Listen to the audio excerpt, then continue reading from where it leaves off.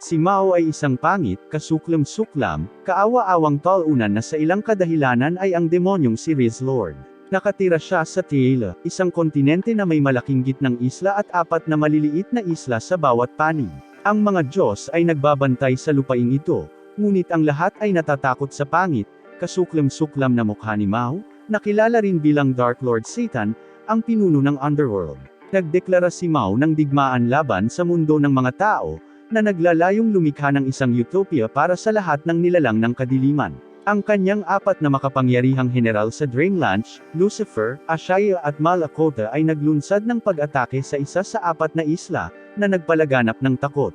Gayunpaman, bumangon ang isang matapang na bayani, na may hawak na isang sagradong espada. Gamit ang espadang ito, pinamumunuan ng bayani ang hukbo ng tao upang talunin ang bawat general at ang kanilang mga puwersa, karaniwang pinapabilis ang bawat isa sa kanila upang makarating sa demonyong Panginoon DLC.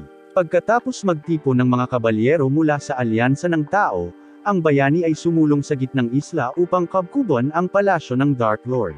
Matindi ang labanan kung saan ang magkabilang panig ay lumalaban ng buong lakas. Haharapin ng bayani si Mao sa labanan at, sa tulong ng 2 lalaki kasama si Head Okon, pinalamig nila si Mao at nagawang hampasin at pinutol ang isa sa mga sungay ni Mao. Sa sandaling iyon, dumating si Ashaya at iniligtas si Mao sa pamamagitan ng pagsabog sa kanila ng puwersang 10,000 umutot. Iniulat niya na ang mga hukbo ng tao ay napakalaki ng kanilang mga puwersa at sila ay karaniwang luto. Sinabihan ng isa sa mga salamangkero ang bayani na dapat silang umatras at bumalik ng may mga pampalakas, ngunit sinabi ng bayani sa kanila, "Hell no, ito ang aking victory royale." Iniiwas ni Mao ang talam at lumipad sa hangin. Ipinag-utos niya sa mga tao na siya mismo ang magbabalik kay Ice Sky, ngunit nangako na babalik siya balang araw upang sakupin at gawing mga manggagawa sa pabrika ng Temo ang lahat. Pagkatapos, lumipad siya sa isang portal gate. Determinado, sinabi ng bayani sa kanyang mga mage na hahabulin niya siya, na nanunumpa na susundan si Mao kahit saan siya magpunta upang talunin siya at tiyak na hindi magpakasal at magkaroon ng mga anak sa kanya. Siya at ang mataas na pari, si Alba, ay lumipad patungo sa gate bago ito magsara. Nagagawa niya ito, ngunit hindi nagawa ni Alba, iniwan siyang bigo habang inihahatid siya ng gate.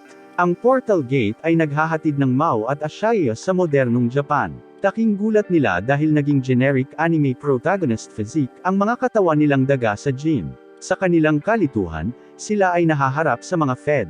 Ni Ashaya na labanan ang mga pulis gamit ang kanyang mahika, ngunit napagtanto niyang wala siyang kapangyarihan sa mahika at mukha siyang freak, kaya inaresto sila. Mamaya, sila ay pinakawalan. Ipinaliwanag ni Mao kay Ashaya na dahil sa kakulangan ng magic sa Earth, nawala ang kanilang mga anyo ng demonyo.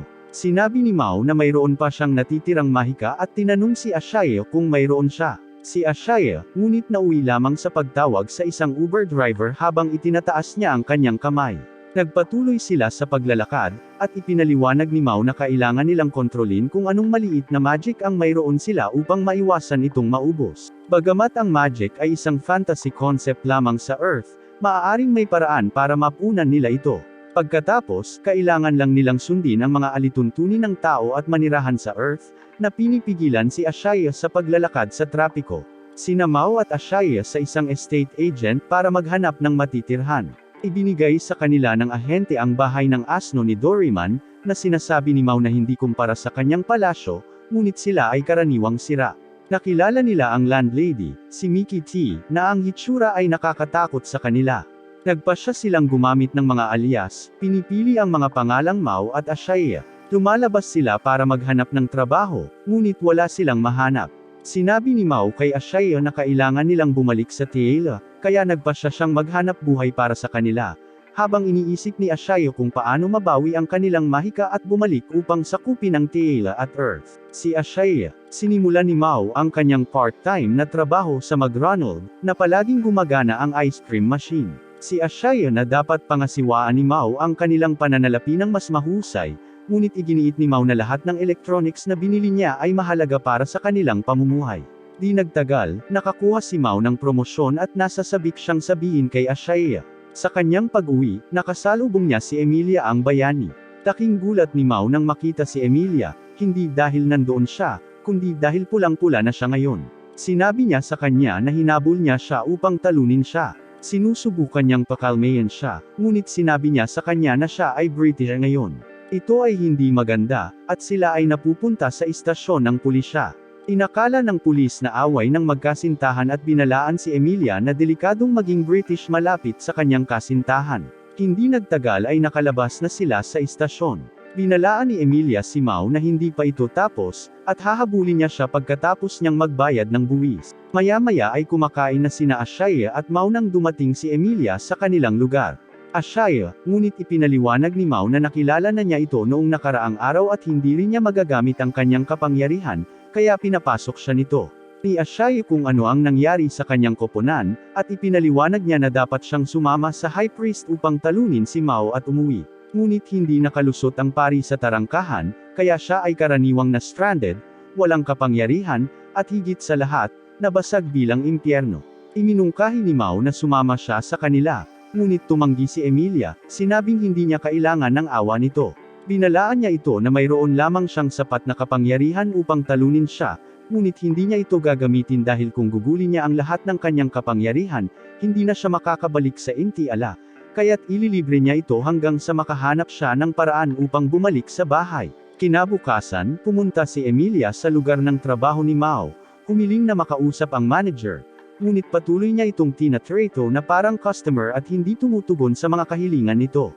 Nakuha niya ang mensahe at hiniling na makipagkita pagkatapos ng kanyang trabaho.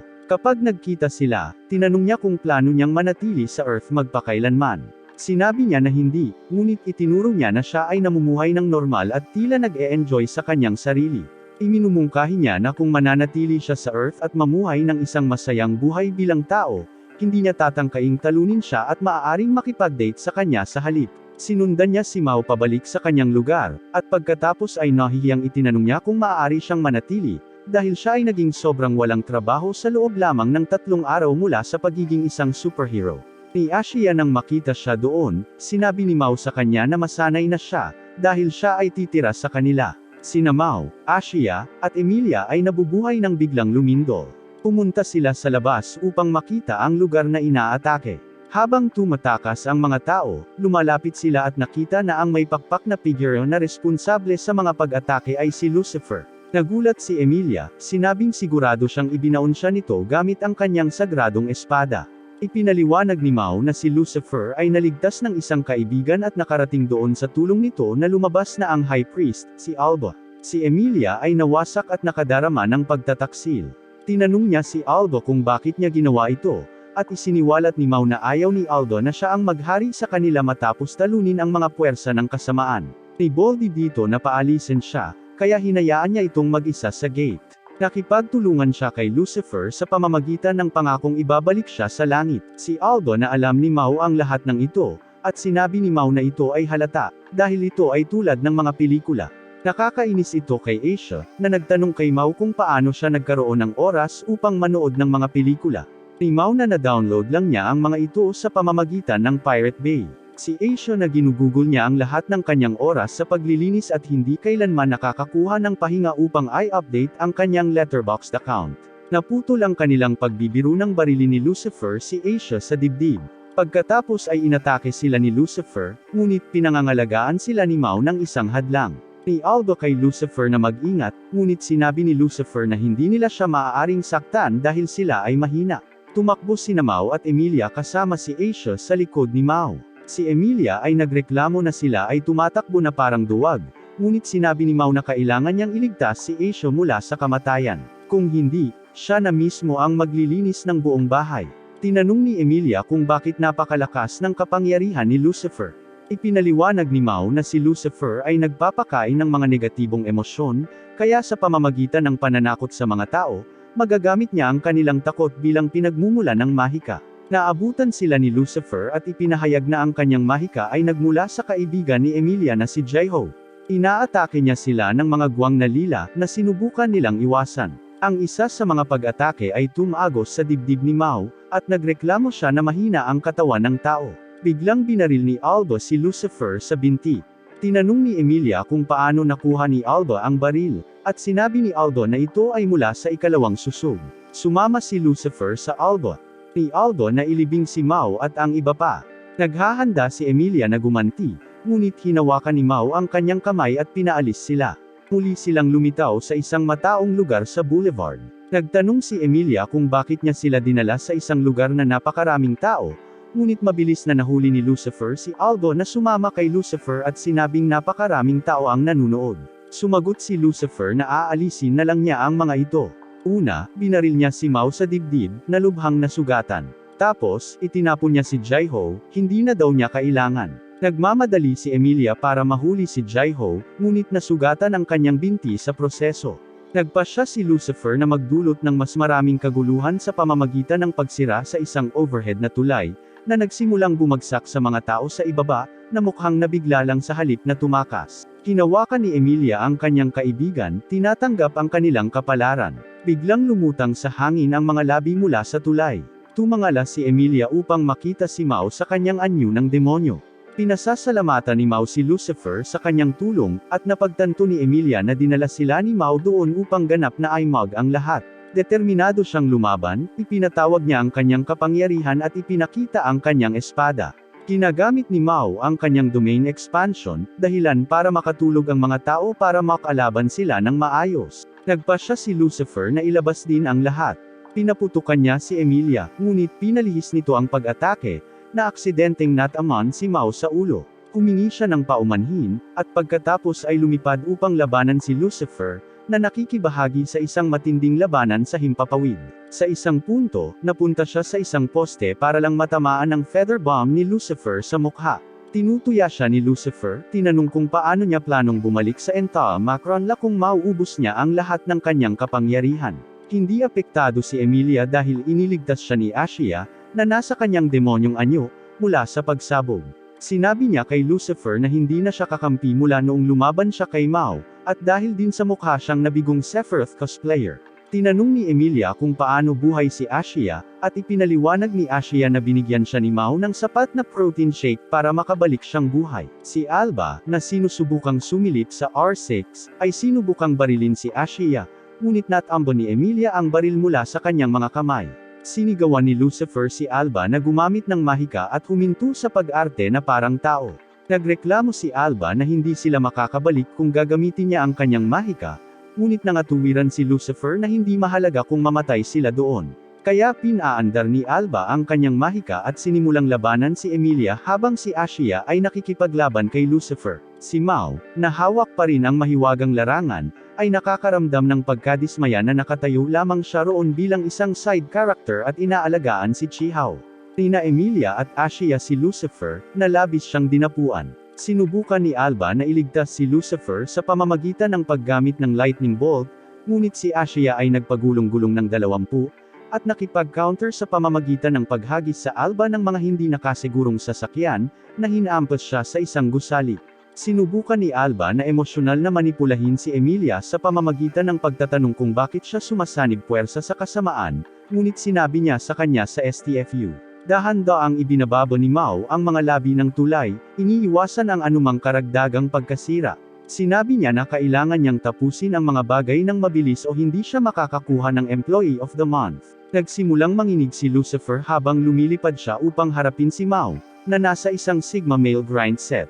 Sinubukan ni Alba na magbukas ng gate para makatakas sila, ngunit pinabagsak siya ni Mao sa isang gusali bago niya magawa ang spell. Sa sobrang bilis, lumitaw si Mao sa harap ng nanginginig na si Lucifer, na nakatingin sa kanya ng may galit. Tinanong niya si Emilia kung ano ang dapat niyang gawin kay Lucifer. Sinabi niya na dapat niya itong gawing isang mapa animator bilang parusa. Sumasang-ayon si Mao, at idinagdag na dapat ding tanggapin ni Lucifer ang responsibilidad sa pagpapahuli sa kanya sa trabaho, na maaaring maka-serious sa kanyang pagkakataon na maging Employee of the Month. Sa sobrang lakas, sinuntok niya si Lucifer sa mukha, dahilan para magmukha siyang malungkot na palayok ng kasakiman. Si Lucifer ay naiwang nagpakumbaba na may namamagang mukha, habang si Mao ay nagpahayag na dapat niyang ayusin ang mga pagkakamali ni Lucifer bilang kanyang superior. Gamit ang kanyang kapangyarihan, inayos ni Mao ang nawasak na tulay at ibinalik ang lahat sa normal. Natapos si Lucifer na manatili sa Earth at sumali sa kanilang koponan. Nagiging nerd siya, natututo tungkol sa mundo, lalo na sa net shopping, at sinasayang ang kanilang pananalapi sa pagbili mula sa Alibaba at Wish. Nang gabing iyon, bumalik si Mao mula sa trabaho at may nakita siyang nagsisikap na pumasok sa kanilang lugar. Ang batang babae, na nakasuot ng kimono, ay may reflexes ng isang 9 na buwang gulang, nagulat, at napadpad, nahulog sa hagdan. Nahuli siya ni Mao, ngunit siya ay nahimatay. Paggising niya kinaumagahan, ipinakilala niya ang kanyang sarili bilang Suzuno. Ipinaliwanag niya na lumipat siya sa katabing quarter noong nakaraang linggo at nagmula sa isang pamilyang malalim sa tradisyon, kaya hindi siya sanay sa modernong lipunan. Si Suzuno at Emilia ay lumabas sa maghapon at nasa istasyon ng tren nang ihayag ni Suzuno na hindi pa siya nakasakay sa tren. Si Emilia, nalilito, ay nagtanong kung paano siya nakarating sa lungsod ni Suzuno na ginamit niya ang gate. Tinanong ni Emilia kung siya ay mula sa Entamacronla, na pinatunayan ni Suzuno. Pareho silang nabigla nang matuklasan silang nagmula sa parehong rehiyon. Sinabi ni Emilia sa grupo ang tungkol kay Suzuno, at nagpasya siyang ipakita sa kanila kung paano niya binuksan ang gate. Nagsindi siya ng ilang stick sa isang mangkok, at lahat sila ay nanunood kung ano ang mangyayari. Biglang lumitaw ang isang maliit na gate sa hangin, sumisipsip sa kapaligiran. Sinisigawan sila ni Mao na humawak sa isang bagay at mabilis na sinangga si Chihao malapit sa isang puno.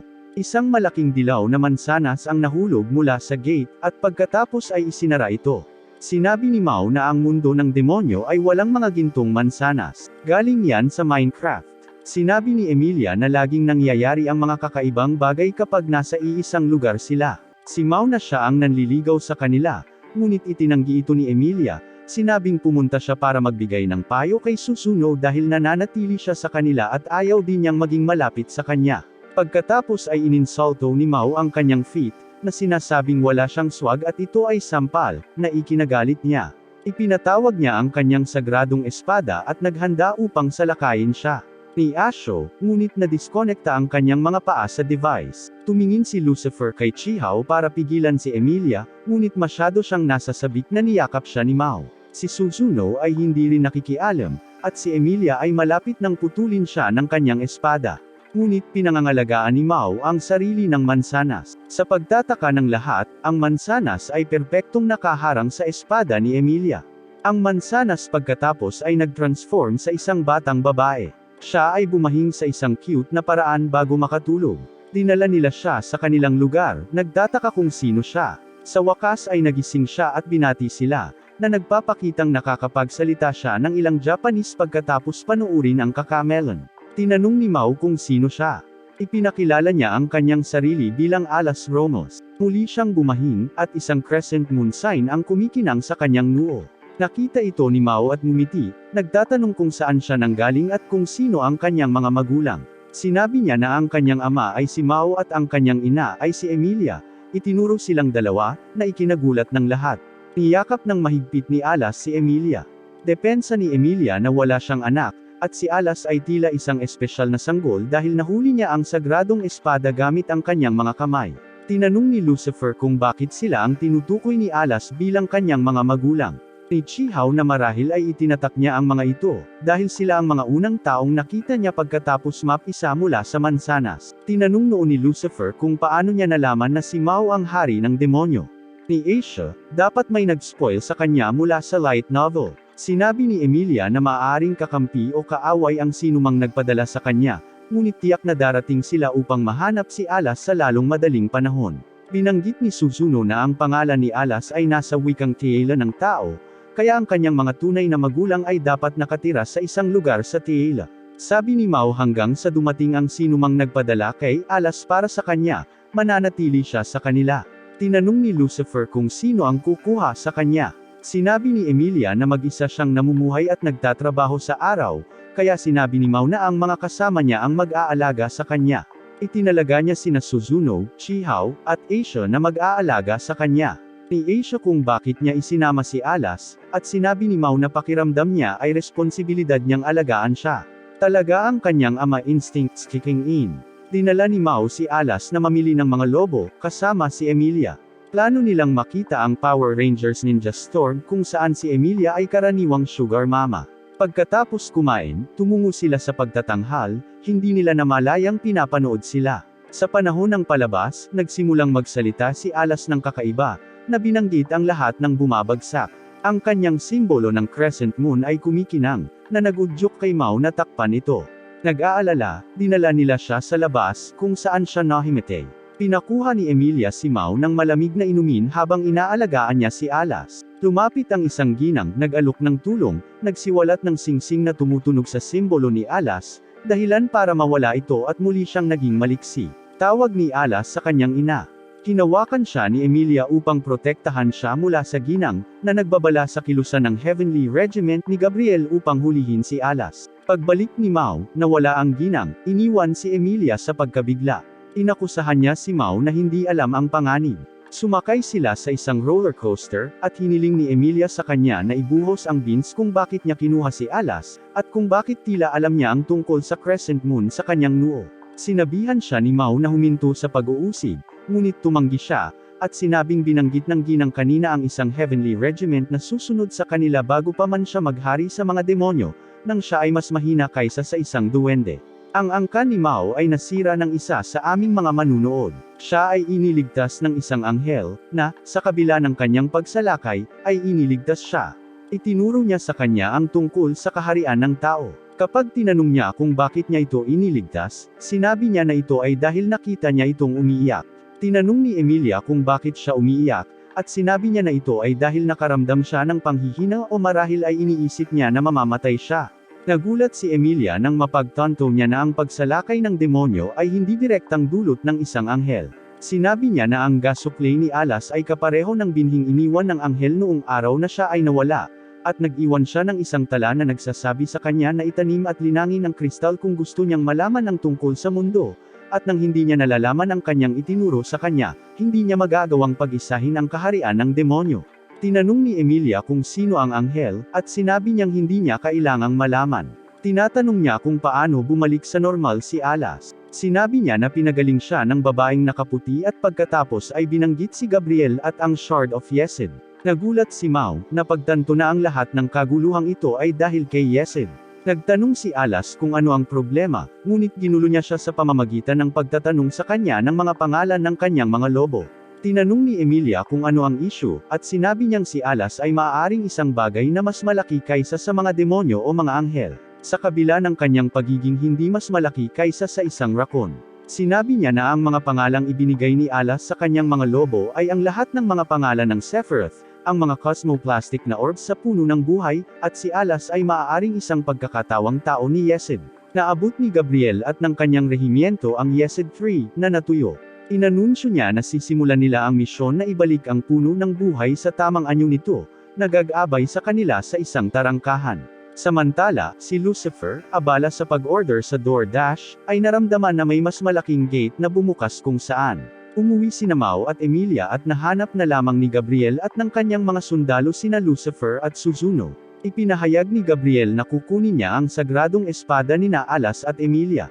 Tumanggi si Mao, at sinabi ni Gabriel na naramdaman niya ang lakas ni Alas pagkatapos na kunin ang kanyang shard mula sa Demon's Castle sa Intyla, na humantong sa kanya na hanapin siya. Tinanong niya si Mao kung kusang loob niya itong ibibigay. Sigaw ni Aba na masamang tao si Gabriel dahil mukha siyang human trafficker na usong modelo ang mukha. Sabi ni Mao, ayaw sumama ni Alas kaya hindi rin niya ito ibibigay. Tumanggi rin siyang ibigay ang espada, at sinusuportahan ni Emilia ang kanyang desisyon. Tinanong ni Gabriel kung sigurado si Mao sa kanyang desisyon, binabalaan siya sa mga kahihinatnan ng pagtanggi. Pagtibay ni Mao, hindi niya hahayaang umiyak ang isang bata para lang mailigtas ang sarili niyang buhay. Sinabi ni Gabriel na ayaw niyang gumamit ng puwersa, ngunit pagkatapos ay ginamit pa rin ito. Pinasabog si Mao sa pader, na iginiit na kahit na si Mao ay may kapangyarihan ng kanyang demonyo, matatalo lang siya. Matibay ang paninindigan ni Mao, sinabihan si Gabriel, na, mananalo ako, na sinasabing si Alas ay magiging tagapagmana rin niya kapag natapos na niyang masakop ang magkabilang mundo. Sasabog na naman si Gabriel, ngunit si Chiho ang pumasok, at nakiusap kay Gabriel na huwag kunin si Alas, dahil gusto talaga ni Alas sina Mao at Emilia. Yumuko siya, umiiyak at nagmamakaawa sa kanya na huwag. Si Gabriel, na hawakan, ay umalis ngunit nangako na babalik kinabukasan para kunin si Alas. Ang grupo ay nagtitipon sa lugar ni Mao upang pag-usapan ang kanilang mga susunod na hakbang. Ipinaliwanag ni Mao na kung si Alas ay tunay na bahagi ng Sephir Yesed mula sa puno ng buhay, Sila ay nasa isang masikip na lugar, mas mahigpit kaysa sa kanyang lugar. Sinabi sa kanila ni Suzuno ang tungkol sa puno ng buhay, na matatagpuan sa langit, na patuloy na lumilikha ng mundo. Ang 10 bunga ng puno, na tinatawag na Sephiroth, ay tumutugma sa iba't ibang bahagi ng mundo. Ang ika-9 na Sephira, si Yesed, ay namamahala sa ego at sa astral na mundo. Ayon sa alamat, ang mga bahagi ng mundo na pinamamahalaan ni Yesed ay nasa panganib, ibig sabihin, kailangan ni Gabriel si Alas para mapanatili ang universal na balanse. Ni Chiho, kailangan na talagang bumalik ni Alas. Gayunpaman, itinuro ni Suzuno na ito ay batay sa alamat, at walang pisikal na patunay na ang puno ng buhay ay nagpapanatili sa mundo. Napag-alaman niyang hindi malamang na ang isang nawawalang piraso mula sa isang puno ay magpapahamak sa planeta. Sa kabila ng hindi niya paniniwala sa alamat, wala silang posisyon na labanan ang isang anghel na tagapag-alaga. Tinanong ni Lucifer kung ano ang susunod nilang gagawin. Tinanong ni Mao si Alas kung gusto niyang sumama kay Gabriel, ngunit mariin siyang tumanggi. Nakangiti siya, sinasabing bubuo sila ng todo-todo sa susunod na araw. Binanggit ni Emilia na hindi nila kayang makipaglaban ni Suzuno sa isang anghel sa sikat ng araw. Kinikilala ni Mao na ang determinasyon lamang ay hindi makakatulong sa kanila na talunin ang anghel, ngunit kailangan pa rin niyang magplano para sa pinakamasama at suriin ang mga panganib. Tinanong ni Emilia kung gusto ba talaga niyang labanan si Gabriel. Sumagot si Mao na itataya niya ang kanyang buhay para sa kanyang anak tulad ng gagawin ng sinumang magulang. Namula si Emilia sa sinabi niya. Ipinaliwanag niya na tiyak na inaani niya ang kanyang inihasak sa buhay. Alam niyang may mga magulang na nagbuwis ng kanilang buhay para iligtas ang kanilang mga anak nang sumalakay siya sa isla. Ngayong naging magulang na siya, ganoon din ang ginagawa niya.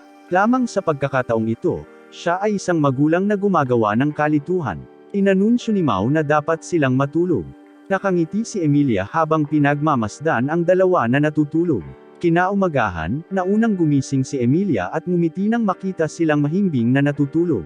Biglang napawi ang ngiti niya nang mapansin niyang nakangiti si Gabriel sa kanila habang nakangiti ito kina Mao at Alas. Mabilis niyang hinugot ang kanyang espada at itinutok iyon sa kanya. Sinabi niya sa kanya na mag-relax, sinasabing maaari nilang pag-usapan ang mga bagay nang hindi nag-aaway.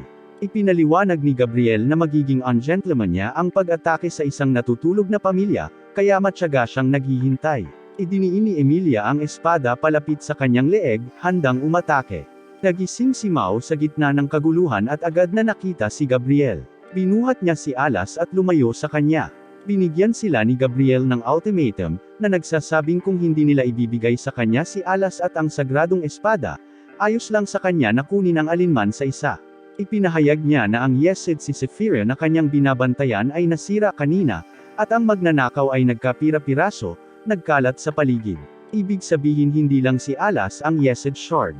Itinuro ni Gabriel ang kristal sa sagradong espada, na sinasabing ito ay ginawa mula sa isang Yesed Shard. Hinawakan niya ang espada at hindi ito maigalaw ni Emilia, at sinabi sa kanya ni Gabriel na hindi siya matatalo ng sagradong espada sa kasalukuyang anyo nito. Tina Ashia at Suzuno na pumasok, ngunit ayaw bumukas ng pinto.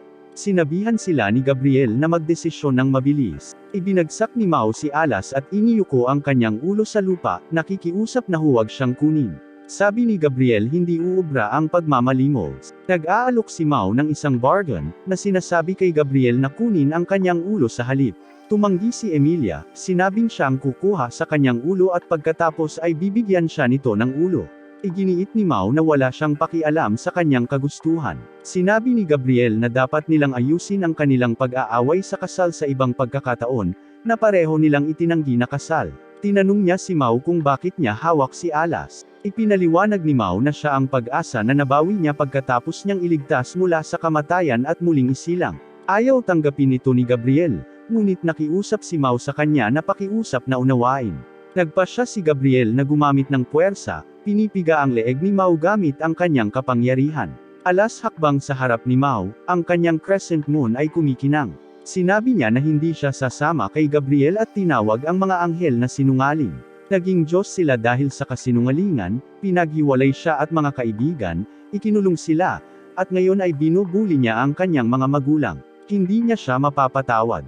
Inilabas ni Alas ang kanyang Gear 5 at naging isang malaking bola ng liwanag na enerhiya. Inaatake si Gabriel at pinalipad siya palabas ng bahay patungo sa kalangitan. Mabilis na sinundan sila ni Emilia nang pumasok sina Asia at Suzuno para tingnan sila. Sinundan sila ni Emilia, sinisigawan si Gabriel na lumayo kay Alas. Naiwasan niya ang kanyang unang pag-atake, ngunit mabilis itong nakabalik, hinampas siya sa lupa.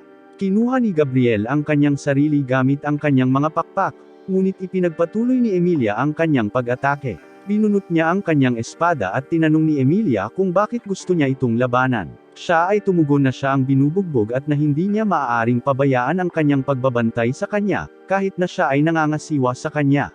Binalaan ni Alas si Emilia na mag-ingat sa espada ni Gabriel dahil ito ay hindi kapani-pani walang makapangyarihan. Pinatunayan ito ni Gabriel, na sinasabing ang kanyang espada ay maaaring maghiwa sa anumang bagay. Sa isang iglap, lumilitaw siya sa likod ni Emilia at umatake. Sinubukan niyang hamarang gamit ang kanyang espada, ngunit naputol ito sa kalahati. Sinabihan ni Mao si Suzuno na dalhin siya sa langit kung saan nagaganap ang labanan, ngunit hinarap sila ng mga sundalo ni Gabriel, na nagsasabing hindi nila siya papayagang makapasa.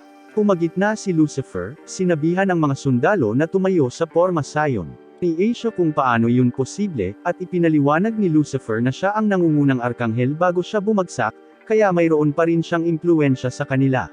Kinikilala ni Mao ang pagiging kapaki-pakinabang at masakit ni Lucifer. Sinabi ni Gabriel kay Emilia na kung siya ay gumagalaw ng walang ingat, siya ay mapipilitang gamitin ang kanyang buong lakas. Tinanong ni Alas si Emilia kung makakasama ba niya si Mao habang buhay. Sa pagtingin sa desperado na mga mata ng bata, tiniyak ni Emilia na makakasama niya ito hanggang kamatayan ang maghiwalay sa kanila.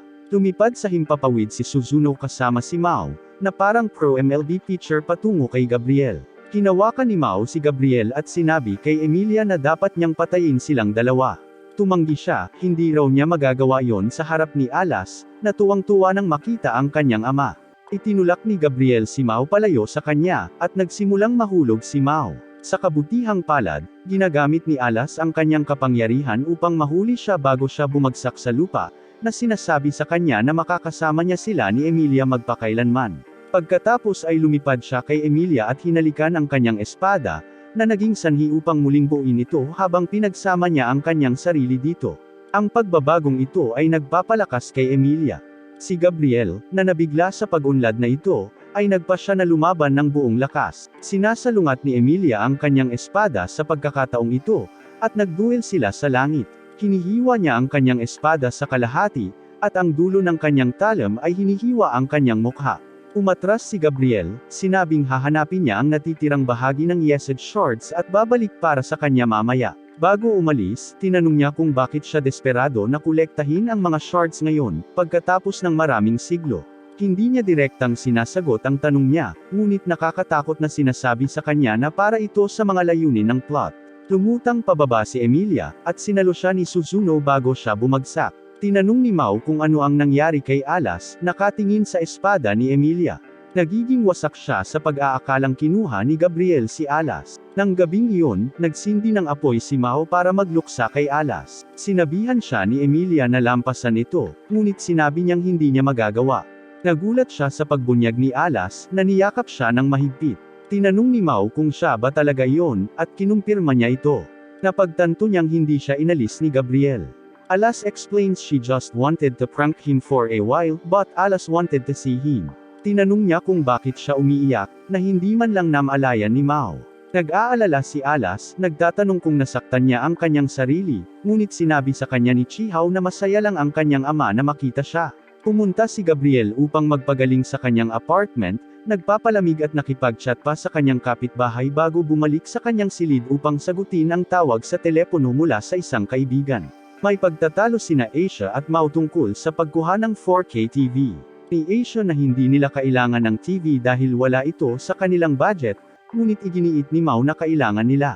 Ni Asia na gumawa sila ng ilang pananaliksik sa merkado dahil mayroon silang budget. Sa huli, dahil sa kanyang mga nakaraang pagbili, nakakuha si Mao ng ilang puntos mula sa tindahan kung saan niya binili ang kanilang mga nakaraang electronics. Nagagawa niyang gumastos sa budget na ibinigay ni Asia. Umuwi sina Emilia at Chihao, kasama si Suzuno upang kunin ang isang bagay mula sa lugar ni Emilia. Pinag-uusapan nila kung paano malapit ng masira ang mga lalaki dahil sa kanilang mga gawi sa paggastos. Sinabi ni Emilia na magtuturo ito sa kanila ng leksyon, at nag-aalala si Chihaw kung paano ito makakaapekto kay Mao. Nais niyang makatagpo silang lahat ng kaligayahan ng magkasama. Pagkaalis ni Chihaw, naghihintay sina Emilia at Suzuno ng bus. Iniisip ni Emilia kung gaano katagal ang kanilang mapayapang buhay. Ni Suzuno na maaaring kailanganin nilang protektahan si Mao sa huli. Tinanong ni Emilia kung ano ang ibig niyang sabihin. Ni Suzuno na alam ng kaharian ng demonyo na si Mao ay buhay, at maaaring kidnapin siya ng mga demonyo upang muling itatag ang kanyang hukbo sa Nala. Hari pa rin si Mao, at kung tatanungin, maaaring hindi niya pababayaan ang kanyang mga mamamayan, ibig sabihin ay hindi na siya makakabalik sa Japan. Tinanong ni Emilia kung ito ang dahilan kung bakit gustong sundan sila ni Suzuno para makuha ang TV. Ni Suzuno, gustong bantayan siya at iligtas ang kanilang mapayapang buhay. Ang bubble life na ito ay si Mao na nananatili sa Japan, nagsusumikap, habang sila ni Emilia ay nag-e-enjoy sa madaling buhay kasama ang mabubuting kaibigan. Sinabi ni Suzuno na dapat nilang protektahan si Mao mula sa pinakamasamang sitwasyon. Dumating sila sa lugar ni Emilia, at sina Suzuno at Alas ay naiintriga sa TV. Nakatanggap si Emilia ng tawag mula kay Rika, nagtatanong kung anong uri ng damit ang gusto ni Ashia. Gulat na sabi ni Emilia na gusto niya ang mga mura mula sa supermarket. Nilinaw ni Rika na ang ibig niyang sabihin ay kung anong klaseng damit ang mapapakyut niya sa isang babae. Tinanong ni Emilia kung may nangyayari sa pagitan nila ni Ashia, ngunit mabilis itong itinanggi ni Rika. Sinabing niyaya niya itong mamili, na ikinagulat ni Emilia. Kinabukasan, naghanda sina Mao at Ashia para kunin ang TV. Nagtanong si Mao kung bakit inimbitahan ni Ashia si Rika, at sinabi niya na kailangan niya ng objective na opinyon mula sa isang tao sa kung ano ang trending sa Japan, at tinanong niya ito sa pinakamasamang tao. Ni Mao na naisip niyang kunin ang TV mula pa noong unang bahagi ng kanyang mga araw ng trabaho, at hindi ito minamadaling desisyon, dahil isang araw sa trabaho, nalito siya nang tanungin niya ang isang bata na kasama ng kanyang mga magulang kung anong laruan ang gusto niya sa kanyang masayang pagkain. Ngunit lingid sa kanyang kaalaman ang tinutukoy ng bata ay ang Digimon knockoff na ito. Ni Suzuno kung ano ang punto ng kwento, at sinabi niya kung mayroon siyang TV, hindi siya malito sa susunod. Umalis ang tatlo para kunin ang TV. Pumunta si Gabriel sa kanilang bahay at tinulungan ang sarili sa pagtimpla ng tsaa mula sa refrigerator. Hindi nabigla si Lucifer sa presensya ni Gabriel. Tinanong ni Lucifer kung bakit nandoon si Gabriel dahil lumabas na si Mao. Sinabi ni Gabriel na pumunta siya upang makita si Lucifer. Sinabihan siya ni Lucifer na magmadali, o ay text niya si Mao na nandoon siya. Si Gabriel ay naglalaro ng emosyonal na panlilinlang sa kanya. Ipinaalala niya kay Lucifer na dati siyang tinatawag na anak ng liwayway, ang pinakamalapit sa Diyos, at nagtanong kung bakit siya naglilingkod sa isang batang demonyong tulad ni Mao. Itinuro niya na ang lahat ay nagsasabi na ang kapangyarihan ni Lucifer ngayon ay hindi katulad nito sa kanyang kalakasan, at nagtanong kung bakit nagpa siya si Lucifer na mahulog sa kaharian ng demonyo. Sinabi ni Lucifer na nababagot siya, ngunit ngayon ay nagsasaya siya. Nagtanong si Gabriel kung masaya ang pag-surf sa internet sa apartment, at pinatunayan ni Lucifer, na sinasabing gusto niya ito kapag may bagong leak ng Jujutsu Kaisen. Sinabi ni Gabriel na pumunta siya para magtanong tungkol sa Demon King. Sinabi ni Lucifer na maaari niyang tanungin si Mao mismo, ngunit sinabi ni Gabriel na nagtatanong siya tungkol sa isa pang Demon King na dati niyang kasama, ang maalamat na Demon King. Tumanggi si Lucifer na sumagot, sinabing wala siya sa mood makipag-usap. Tinanong ni Gabriel kung bakit, at sinabi ni Lucifer na wala siyang pakinabang na pag-usapan ito. Ipinaliwanag niya na dapat na maunawaan ni Gabriel na kung hindi nangyari ang kaganapang iyon sa nakaraan, lahat sila ay namumuhay ng normal sa ngayon. Napagtanto ni Gabriel na totoo ito at hindi na nagpumilit pa, ngunit nagtanong kung alam ni Lucifer kung nasaan ang mga kayamanan ng Demon King. Tinanong ni Lucifer kung nakikitungo pa rin si Gabriel sa mga tipak ng Yesed. Sinabi ni Gabriel na hindi na, at tinanggal na siya sa kaso dahil nabigo siya.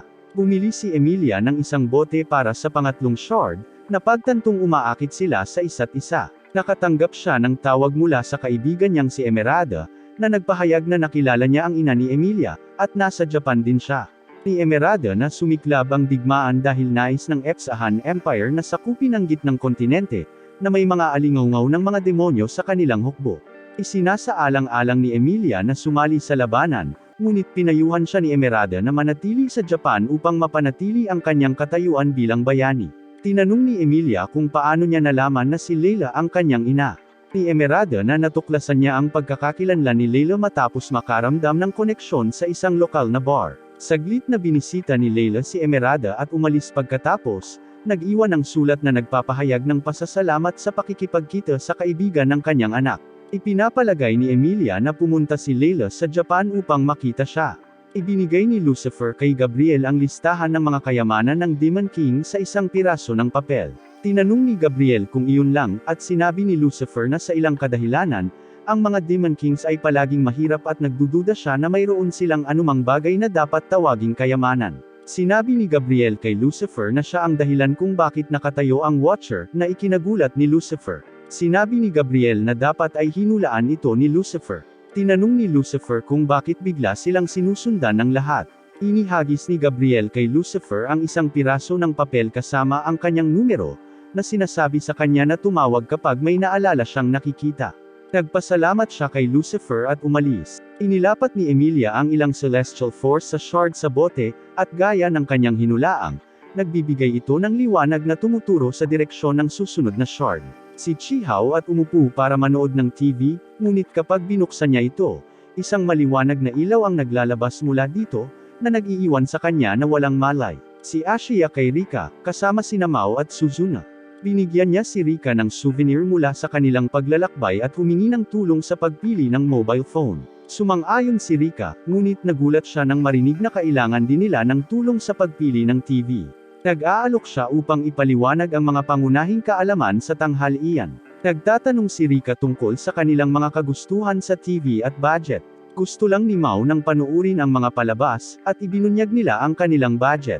Ni Suzuno ang mas mataas na budget para sa kanyang sarili, at tinitiyak ni Rika na makakahanap sila ng mga angkop na opsyon. Si Suzuno para sa tulong ni Rika, binanggit ang kanyang pagiging hindi pamilyar sa Japanese electronics. Kino-question ni Rika ang background ni Suzuno dahil sa kanyang komento tungkol sa Japanese electronics, kung saan ginawa ni Suzuno na lumaki sa ibang bansa dahil sa mga magulang na misyonero bago siya nagdahilan. Sa cashier, isang customer at cashier ang nagtatalo sa isang tinidor. Nang hihimasok si Mao, gamit ang kanyang mga kasanayan sa Ingles mula mismo sa Duolingo upang malutas ang sitwasyon. Naguguluhan si Rika sa kahusayan sa wika ni Mao na naiiba sa hindi niya pamilyar sa 4K. Samantala, ang hindi nasisiyahang customer, ay nagpahayag bilang tagamasid, at nagreklamo siya kay Gabriel sa telepono para sa hindi pagsasabi sa kanya tungkol sa pagkakaiba ng wika. Samantala, sinusundan ni Emilia ang liwanag mula sa shard. Nakaturo ang ilaw sa isang ospital kung saan nakilala niya ang nanay ni Chiho sa labas. Ni Chiho kung bumibisita rin siya sa ospital at pinapasok siya, na dinala si Emilia sa silid ni Chiho. Nagulat si Emilia nang makita si Chiho sa ospital. Nakabili na ang grupo ng kanilang mga TVS, ngunit nagkakagulo sa tindahan dahil nabasag ang lahat ng display TVS pagkatapos kumikinang ng maliwanag. Sinabihan ni Mao si Ashiya na iuwi si Rika, na ginawa niya. Ni Suzuno si Mao kung sa tingin niya ay magic ito. Hindi siya sigurado ngunit nagmumungkahi na makipagkita sila kay Lucifer at tawagan si Emilia para samahan sila. Iminumungkahi din niya na ipagbawal si Chiho sa apartment saglit. Biglang nagring ang phone ni Suzuno at si Emilia yon. Ipinaalam niya kay Suzuno na si Chiho ay may magic poisoning mula sa highly concentrated magic at nasa coma. Si Mao at Suzuno ay bumisita kay Chiho sa ospital. Ikinwento ng kanyang ina ang paghahanap kay Chiho na walang malay sa bahay, na nagudyok ng isang tawag sa ambulansya. Ibinunyag ni Emilia na sinundan niya ang liwanag ng shard sa ospital, hindi sigurado kung ito ay sinadya. Ni Chiho, hinihiling na bantayan nila si Chiho. Ni Suzuno ang natitirang magic sa Chiho, malamang mula sa Celestial Force Pulse. Binigyan niya si Chiho ng Celestial Force kanina, na dapat kontrahin ang magic.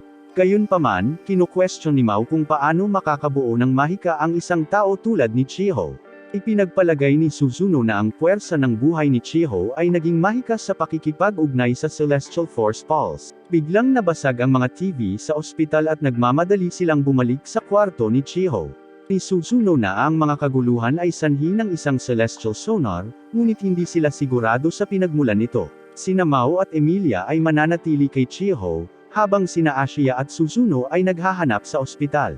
Dumating si Lucifer, ibinunyag na ang tagamasid ay responsable para sa mga pagkagambala gamit ang mga broadcast sa TV para sa kanyang signal. Si Chiho ay nahuli sa isa sa mga pagsabog. Binanggit ni Lucifer ang pagbisita ni Gabriel sa kanilang lugar, na nangangako ng higit pang mga detalye mamaya. Napagtanto nila ang kalubhaan ng sitwasyon at naghahanda para sa karagdagang mga kahihinatnan. Nakipagkita sila kina Mao at Emilia, na nagtatanong kung bakit nasa kanilang lugar si Gabriel. Ipinaliwanag ni Lucifer na si Gabriel ay hindi kasama sa lahat ng nangyayari, at na siya ay nakuha mula sa kaso ng Yesed Shard dahil patuloy siyang nanggugulo. Hinahanap ni Gabriel ang mga kayamanan ng Demon King. Tinanong ni Emilia si Mao kung alam niya ang tungkol sa mga kayamanan. Sinabi niya, ngunit hindi niya inaasahan na hinahanap sila ni Heaven ng ganoon kadesperado. Sinabi ni Lucifer na dumating ang isa pang anghel na pinangalan ng Watcher upang palitan si Gabriel. Ni Suzuno kung ang ibig niyang sabihin ay Regal the Watcher, na sinusubaybayan ang mga aksyon ng lahat ng iba pang mga anghel. Sinabi ni Lucifer na hindi sapat ang mataas na ranggo ng Regal, ngunit may kapangyarihang magdeklara ng panghuling paghatol, kaya responsable siya sa pagsubaybay sa mga aksyon ng mga anghel at pagpapasya sa kanilang mga parusa. Nagtataka si Suzuno kung bakit si Chiho lang ang naapektuhan ng sonar sa kabila ng pagkalat nito. Ibinunyag ni Mao na ang tahanan ni Chiho ang sentro ng pagsabog ng pulso ng sonar, kaya mas madaling kapitan siya. Tinanong ni Ashia ang layunin ng Regal sa sonar. Inihayag ni Emilia na ang target ng anghel ay ang kanyang ina, si Layla. Ni Chiho, nag-aalala tungkol sa insidente sa ospital. Tiniyak ni Mao sa kanya ang kaligtasan ni Chiho at ibinalita ang kanilang pag-alis. Sa labas, pinag-uusapan nila ang mga parusa ng Regal. Ipinaliwanag ni Lucifer sina Regal at Soriel na hinuberan ang mga anghel ng kawalang kamatayan, pinatapon sila sa Entila, kung minsan ay humahantong sa kanilang pagkamatay. Si Emilia, na nakahawak sa kamisete ni Lucifer, ay hiniling na manatiling walang pinsala ang kanyang ina. Sinabi ni Mao na nagdududa siya sa pagkakasangkot ni Soriel sa pananakit sa kanyang ina. Ipinagtapat ni Lucifer ang kawalan ng katiyakan tungkol sa mga intensyon ng Regal, bagaman bilang angel para sa langit na ipadala si Regal upang hatulan ang mga arkanghel, sa ibang kaharian ay nagpasya si Mao na kailangan nilang subaybayan ang mga galaw ng Regal. Si Ashia kung bakit, at ipinaliwanag ni Mao na wala siyang pakialam sa relasyon ng mga anghel. Pero dahil nasaktan si Chiho sa kanilang mga ginawa, gusto niyang pagbayaran ang Regal sa pagpapahirap sa kanya, na pumayag silang lahat na tulungan. Ni Suzuno kung alam ni Mao kung paano hanapin ang Regal. Sinabi ni Mao na mayroon silang dalawang posibleng lugar upang suriin dahil gumagamit ang Regal ng mga signal ng TV. Sa silid ni Chiho, pumasok ang isang babaeng may puting buhok at sinabi kay Chiho na magiging ligtas siya dahil ipinaglalaban siya ng kanyang mga kaibigan. Kinuha niya ang kanyang singsing at isinuot sa daliri ni Chiho, sinabing si Chiho ang dahilan kung bakit magkasama ang dalawang nilalang na karaniwang hindi magkatugma. Ang grupo ay umakyat sa isang skyscraper, na naglalayong hanapin ang Regal sa pamamagitan ng pagpapaputok ng sonar mula sa isang kalapit na cell tower. Nag-aalala si Emilia na maaapektuhan nito ang mga cellphone ng lungsod tulad ng ginawa nito sa TVS. Tiniyak sa kanya ni Lucifer na magiging maayos ito kung hindi nila malalampasan ito. Hindi sumasang-ayon si Emilia, iginiit na hinahanap lang nila ng mano-mano ang mga tore. Pumunta siya sa isa, hinihiling ang iba na pumunta sa isa. Sinabihan ni Mao sina Suzuno at Lucifer na maghintay sa likod bilang mga backup. Sila ni Ashia sa mga tower at may debate kung gagamit ba sila ng hagdan o elevator. Samantala, sinisiyasat ni Emilia ang kanyang tore, kinwestiyon ang kanyang desisyon nang ipaalam sa kanya ni Sayang ang presensya ni Gabriel habang siya ay nahulog mula sa itaas. Naghahanda si Emilia para sa isang labanan, ngunit nawala si Gabriel at muling lumitaw sa likuran niya, itinuro ang kanyang daliri sa kanyang ulo. Nanatiling tahimik si Emilia, nagtatanong sa kanyang intensyon. Itinanggi ni Gabriel ang planong saktan siya, ipinaliwanag na hinaranggan lamang niya ang mga sonar wave mula sa kanilang tore upang protektahan ang signal ng Regal. Hinihingi ni Emilia na malaman kung nasaan si Regal at kung ano ang plano niyang gawin sa kanyang ina. Inaangkin ni Gabriel ang kamangmangan, ngunit nag-aalok ng impormasyon na makakatulong sa kanya. Bagaman may pag-aalinlangan, pumayag si Emilia na makinig. Pagbalik sa tore, nagpatuloy sina Mao at Ashia sa pag-akyat sa hagdan, humihingal sa pagod. Iminumungkahi ni Mao na mas madaling sumakay ng elevator pataas at pababa ng hagdan. Nangako siyang babayaran ang Regal kapag nalaman nilang nasa ibaba siya sa buong oras. Si Suzuno na hindi pa sumiklab ang labanan sa alinman sa mga tore. Iminumungkahi ni Lucifer na maaaring naghahanap pa rin sila, na napansin ng maraming turista sa lugar. Iminungkahi niya ang Suzuno na magpaputok ng sonar para mas mabilis na mahanap ang Regal. Samantala, nagising si Chihao sa ospital at sinagot ang kanyang nagriring na telepono. Ipinaalam sa kanya ng tumatawag na ang singsing sa kanyang kamay ay isang fragment ni Yesed. Ipinahayag ni Gabriel na ang mga anghel ay nanghuhuli ng ibang mga anghel upang protektahan ang langit mula sa anumang banta. Hinihingi ni Emilia na malaman kung bakit nila hinahabol ang kanyang ina. Ipinaliwanag ni Gabriel na nakikita ng langit si Emilia bilang isang banta dahil sa kanyang kapanganakan, na inihayag na ang kanyang ina ay isang anghel at ang kanyang ama ay isang tao. Inaangkin niya na ang paghahayag na ito ay maaaring gumuho ng pananampalataya at pagsamba ng tao, kaya dapat nilang ilihim ito. Nagulat si Emilia nang malaman ang tungkol sa kanyang ama na nasa Earth, at ipinahayag ni Gabriel na ang kanyang ama, si Lord Justina, ay buhay. Ang tumatawag kay Chihao ay si Layla pala. Tinanong niya kung naniniwala si Chihao sa lahat ng sinabi niya sa kanya, at kinumpirma ni Chihao na naniniwala siya. Pagkatapos ay tinanong ni Layla kung si Chihao ay bihasa sa anumang mga armas, at binanggit ni Chihao ang kanyang kahusayan sa archery habang papunta siya sa tuktok ng gusali. Samantala, umiinom si Suzuno ng isang bagay upang mapunan ang kanyang sagradong enerhiya at nagsimulang magpalabas ng isang probing wave sa pamamagitan ng paglalagay ng kanyang kamay sa isang poste ng gusali. Sina Asia at Mauo, na bumababa sa elevator, ay naramdaman ang alon at panginginig ni Suzuno ang dalawang pirma, ang isa ay kay Emilia at isang babae, at ang isa, isang kakaiba sa lokasyon ni Mauo, na kinilala niya bilang si Regal. Plano ni Lucifer na kontaken sina Mauo at Emilia, ngunit naramdaman ni Suzuno ang isa pang senyales na papalapit kay Chihao na lumulutang sa kanila sa isang magaan na bula. Binalaan ni Chihao si Suzuno laban sa pagpapaputok ng isa pang sonar, na sinasabing narinig niya ang mga sonar na nasira ang balanse ng mundo ngunit hindi isiniwalat ang kanyang pinagmulan. Habang pinagmamasdan ni Suzuno ang apat na ilaw na papalapit, tinawag niya ang kanyang martilyo at binasag ang mga ito, na nagpapakita ng isang grupo ng mga anghel. Inutusan niya si Chihao na gawin ang hinihiling sa kanya, habang sila ni Lucifer ay nakaharap sa mga anghel. Si Chihao nang busog at palaso gamit ang kanyang mga kamay, na anyong liwanag. Sa pagbigkas ng isang chant, pinaputok niya ang arrow sa langit, nag-alon ng alon bago umalis. Ni Suzuno ang mga anghel, sinabi sa kanila na hindi niya sila hahayaang makadaan. Hinihiling nila na tumayo siya, na sinasabing ang kanyang mga aksyon ay sumasalungat sa kalooban ng Diyos at pinaglilingkuran nila si Gabriel. Ni Suzuno, na nagsasabi na kalooban ng Diyos na mahalin ang isa't isa at hindi niya sila patatawarin sa pananakit sa isang inosenteng babae o isang mapayapang bansa. Hinahamon niya sila na pag-isipan ang kanilang mga aksyon at tumanggap ng paghatol. Galit na galit, inatake ng mga anghel si Suzuno, ngunit sinalungat niya sila gamit ang kanyang martilyo, na pananggahasan ang iba na subukan siya. Habang dumaraan ang alon ni Chihao sa mga tao, huminto sila para saksihan ang palabas. Asia at Mao at nakita nila ang mga taong nagkukumpulan upang tumitig sa langit. Habang pinagmamasdan nila ang sagradong enerhiya sa kalangitan, narinig nila ang Regal na nagrereklamo sa pagkakamali ni Gabriel. Lumapit si Mao kay Regal, na nakilala siya mula sa tindahan ng noodles. Galit na galit si Mao na nasa baba si Regal sa lahat ng oras na ito. Kapag tumama ang sagradong enerhiya sa tuktok ng tore, umuulan ng mga light particle, na nagbibigay ng kapangyarihan kina Mao at Asia, na naging dahilan upang mag-transform sila sa kanilang mga anyong demonyo at mag-freeze sa paligid. Samantala, pilit na pinaniwalaan ni Emilia na buhay ang kanyang ama. Tinanong ni Alas kung nasaktan siya, ngunit tiniyak ni Emilia na ayos lang siya. Pagkatapos ay nagtanong si Alas kung ano ang mali, at inamin ni Emilia na umabot siya hanggang dito upang maghayganti para sa kanyang ama, ngunit ngayong buhay na ito, tinanong niya kung iyon lang ang dahilan kung bakit siya naging kaaway ni Mao. Kinarap ni Mao si Regal, hinihimok siyang maghanda para sa isang laban. Sumama si Gabriel, at pinagalitan siya ng Regal dahil sa hindi pagbunyag na si Mao ang Demon King. Ipinaliwanag ni Gabriel na ang sagradong enerhiya ay kay Layla at ibinibigay kay Mao ang kanyang kapangyarihan. Nagtanong si Mao tungkol kay Emilia, at ipinaalam sa kanya ni Gabriel na nandoon pa rin siya at maaaring hindi ito makaabot dahil sa pinsalang natamo niya.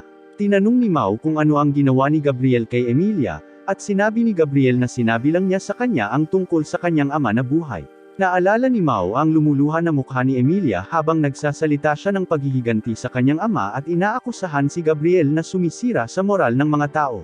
Ipinagtanggol niya ang kanyang sarili, na nagsasabi na tinulungan niya si Emilia na tumuon sa mas malaking larawan. Naghahanda si Regal na umalis, ngunit sinuntok siya ni Mao, na nagpatumba sa kanya. Pinayuhan niya ang mga ito sa pananakit sa kanyang kaibigan at idiniin na kahit ang mga demonyo ay hindi maaaring bigyang katwiran ang pananakit sa damdamin ng iba bilang katarungan. Ipinahayag ni Regal na kung gusto nilang lumaban, ipaubaya niya sila kay Gabriel at magpapatuloy sa paglipad. Sinubukan siyang habulin ni Mao, ngunit hinaranggan ni Gabriel ang kanyang dinadaanan. Nahuli ang suntok ni Mao na tinutumbok niya sa kanya. Niasya na salakayin si Gabriel, ngunit madali niyang pinalihis ang mga bato. Sinabi kay Mao na kahit na sa kanyang buong kapangyarihan ng demonyo, hindi niya ito matatalo. Nagtapat si Emilia kay Alas, inamin na ang pagiging isang bayani ay maaaring napakahirap para sa kanya. Tinanong ni Alas kung hindi niya gusto ang pagiging bayani, at ipinaliwanag ni Emilia na kahit kailan ay hindi niya ito nagustuhan. Ang pagiging bayani ang nagsama sa kanya at ni Alas, kaya hindi niya ito gaanong kinasusuklaman. Tinanong niya si Alas kung ano ang gusto niyang maging, at sinabi ni Alas na gusto niyang maging isang raksaguma, na mahal ni Emilia, at gusto niyang maging ina. Umiti si Emilia at niyakap si Alas, humihingi ng tawad sa pagiging duwag. Pagkatapos ay dinadala niya siya, pakiramdam niya ay bumabalik ang kanyang kalooban na lumaban. Kinampas ni Gabriel si Mao ng bola ng kidlat, itinulak siya pabalik, at sinabihan ang Regal na magpatuloy. Inutusan ni Mao si Asha na pigilan si Gabriel, na bumunot ng kanyang espada, sa kabila ng hindi pa ito ganap na nabago, na nagsasabi na maaari pa rin itong putulin ang anumang bagay. Sinisingil siya ni Asha, ngunit nawala si Gabriel at muling lumitaw sa likuran ni Mao, tinawag silang mga tapat na mandirigma. Pinasabog niya si Mao, dahilan para mabangga niya si Asha. Ipinahayag ni Gabriel na doble ang kanilang laban sa lahat ng oras na ito habang lumilikha siya ng higit pang mga clone ng kanyang sarili. Biglang bumagsak si Regal sa tore, at nakita nilang dumating na si Emilia. Tinanong niya kung nakuha niya ang kanyang damdamin, ngunit sinabi niya na isinantabi niya ang mga ito habang inaatake siya nito, pinuputol ang isang clone. Gayunpaman, mas maraming clone ang pumapalibot sa kanya at humawak sa kanya sa pwesto. Tumipad pababa si Mao at nahuli ang totoong Gabriel, inipit siya sa tore para atakihin ni Emilia. Pinasabog siya ni Gabriel, ngunit mabilis siyang hinampas ni Emilia gamit ang kanyang espada, pinalipad siya at naging dahilan upang mawala ang kanyang mga clone. Kinu-question ng Regal ang kanilang mga motibo, na sinasabing hindi nila inaalala ang paghuli niya kay Layla. Pagkatapos ay binaril siya sa likod ng isang arrow na pinaputok ni Chihao. Nagulat sina Mao at Emilia sa kanyang ginawa. Sinabi ni Regal kay Layla na dapat niyang ihayag ang kanyang sarili at harapin ang mga kahihinatnan. Ang kanyang mga pakpak ay biglang nawala, at siya ay nahulog sa lupa ng mahina. Sinabi sa kanya ni Gabriel na ito ang kanilang pagkawala at iminumungkahi na umalis sila. Tinitiyak sa kanya na hindi nila ipinagkanulo ang langit at ang pag-iwas sa gayong mapanganib na labanan ang pinakamainam. Sinabi niya kay Chihao na gusto niyang makita kung paano binago niya at ng mga tao sa Earth ang mundo bago umalis kasama ang Regal. Tinanong ni Emilia si Chihao kung siya ang kanyang ina, at sinabi ni Chihao na humihingi ng tawad ang kanyang ina at sinabing binabawi niya ang mana ni Mao at Asha, dahil nasira na nito ang balanse ng mundo. Nakiusap si Emilia kay Chihao na hayaan siyang makipag-usap sa kanyang ina, ngunit humingi ng tawad si Chihao, sinabing wala ng oras. Mabilis niyang itinutok ang kanyang arrow sa langit, binibigkas ang isang chant at inalis ang mana na kanyang pinakawalan. Ang sagradong enerhiya ay umaalingaw sa kalangitan tulad ng isang aurora, at lahat ay tumitig sa pagkamangha habang ang maliliit na bola ng liwanag ay bumagsak tulad ng nyebe. Si Chihao at Damapo sa lupa, mahimbing na natutulog. Nasisiyahan ang grupo sa kanilang kapayapaan habang sila ay nagsasalo-salo sa pagkain. Ang TV ay nag-anunsyo ng isang pagdiriwang ng paputok na paparating, at si Mao ay nagpahayag ng interes na pumunta, habang si Lucifer ay nagrereklamo tungkol sa mga pulutong sa kaganapan.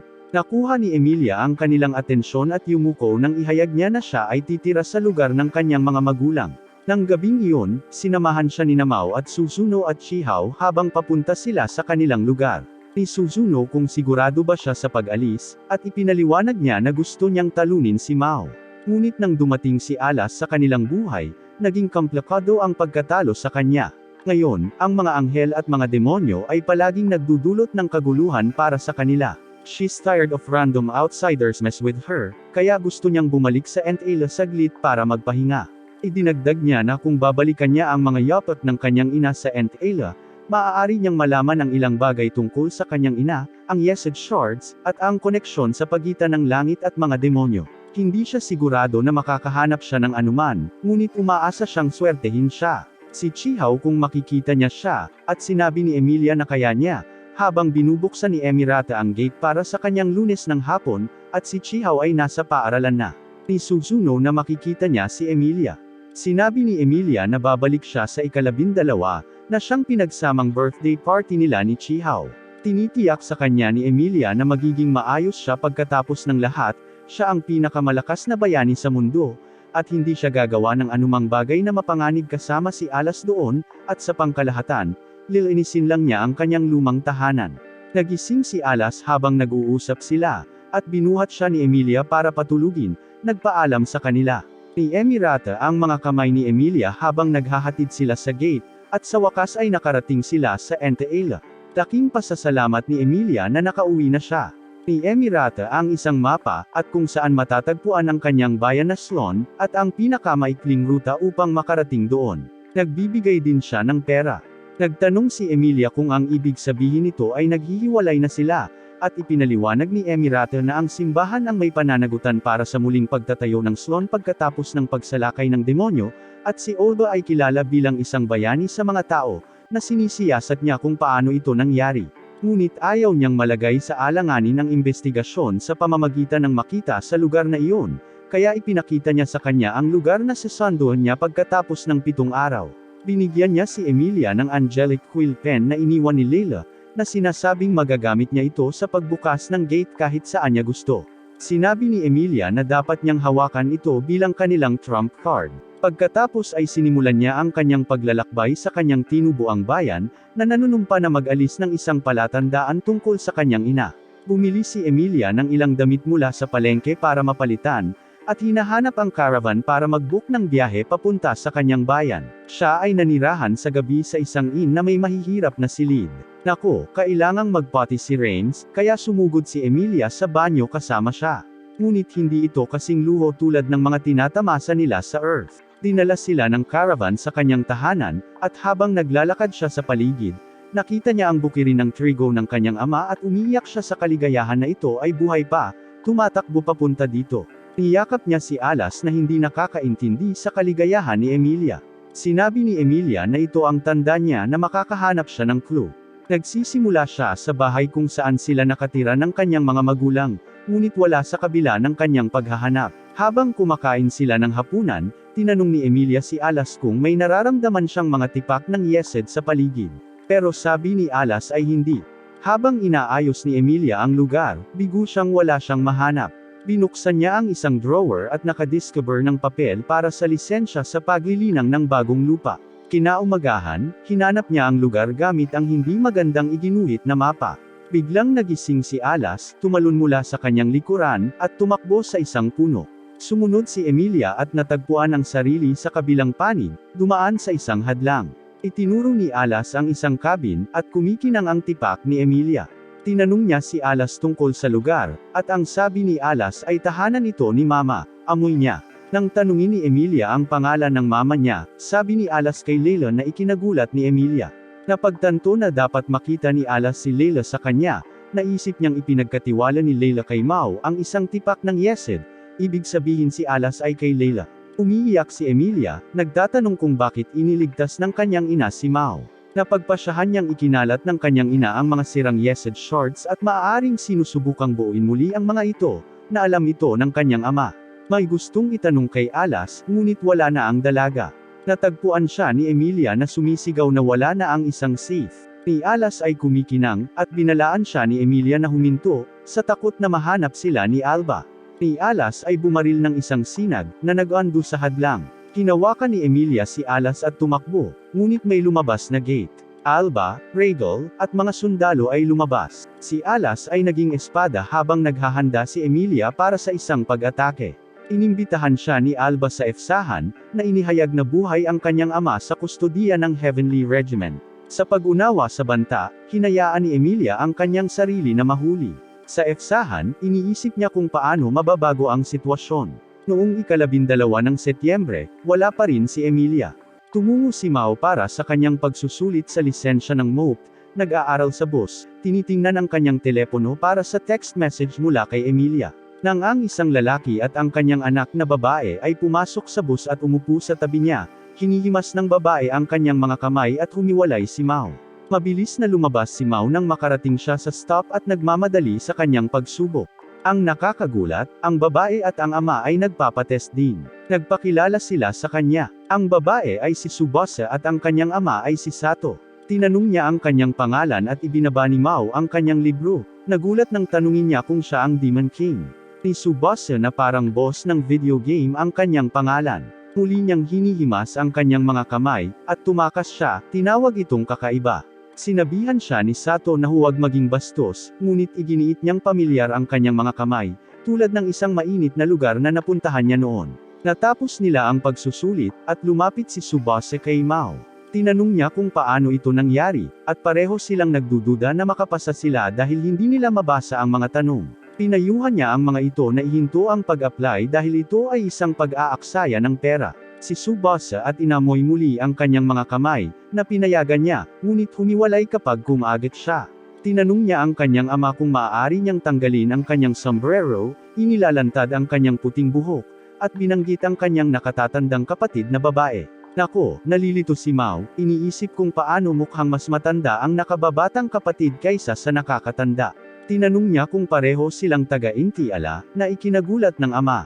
Nahuli ni Mao ang kanyang ekspresyon at hiniling sa kanila na ibunyag ang kanilang mga tunay na pangalan. Sa kanilang wika, sinabi ni Sato na hindi nila matiyak na hindi kaaway si Mao.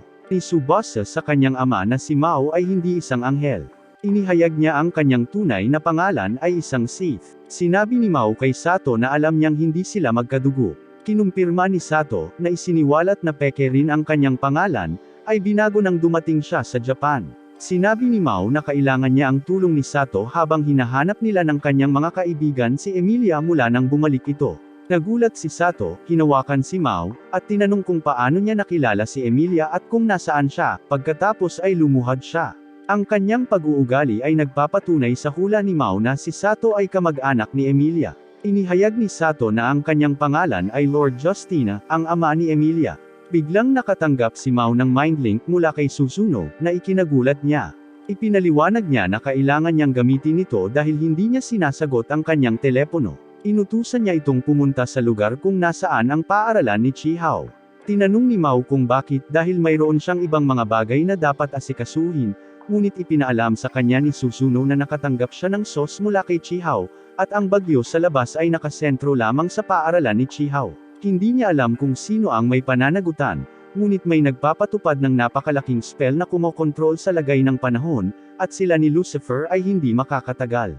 Isinasaalang-alang ni Mao kung ano ang gagawin sa Nord at isang Sith. Ni A. Sith na narinig niya ang lahat ng sinabi ni Susuno, at hindi makakabuti para sa alinman sa kanila kung magkahiwalay sila, na sinang-ayunan ni Mao. Tinanong niya kung maaari silang lumipad doon, ngunit sinabi ni Mao na hindi niya sila malilipad doon. Sinabi niya sa kanya na ituro lamang ang direksyon, itinaas ang kanyang daliri, na kumikinang, at biglang lumutang ang tatlo, na ikinagulat ng lahat sa gusali. Dinala niya sila sa labas at tumungo sa direksyon ng bagyo. Huminto sila sa kinaroroonan ni Mao para ihulog si Nord kasama si Asha. Sinabi sa kanya ni Mao na bantayan siya, at ipapaliwanag niya ang mga bagay sa ibang pagkakataon. Pagkatapos ay kinaladkad siya ng isang Sith patungo sa lokasyon ng bagyo. Narating nila ang bagyo, at isang malakas na hangin ang humaharang sa kanilang dinadaanan. Lumipad sila ng mababa, at sinabi ng isang Sith na ang hangin ay mahiwagang hangin, at tila ito ay nilikha gamit ang celestial na puwersa, at madali nilang naaalis ito, ngunit hindi ito magagawa ni Mao, kaya gagawin niya ito. Wala daw ang kanyang ama para gamitin bilang host, kaya gagamitin niya si Mao, kahit na ayaw niya. Napakunot siya ng noo sa kanya, ngunit nabigla siya na siya ang Demon King. Ipinahayag niya na hindi siya makapaniwala na hinahayaan niya ang kanyang sarili na gamitin ng isang demonyo. Siya ay kumikinang at kumalat sa maraming ilaw na nakapalibot kay Mao, na nagbibigay ng kapangyarihan sa kanya. Nagreporma siya bilang isang espada na mas mahusay na kalahati, at si Mao ay may pagbabagong kalahating demonyo.